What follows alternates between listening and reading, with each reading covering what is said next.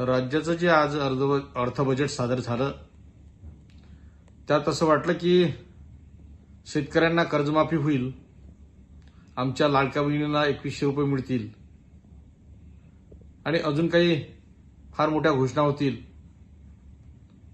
परंतु पोकळ घोषणाचा पाऊस पाडून आज हे तुटीचा अर्थसंकल्प राज्याचा सादर झालाय.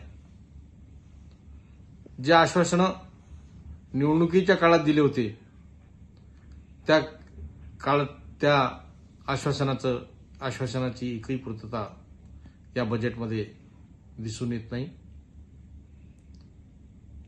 हे बजेट जे आहे हे सर्वसामान्य जनतेच्या तोंडाला पानं पुसणारे, उद्योगधंद्यांच्या सुद्धा प्रति तेवढी आस्था दिसत नाही.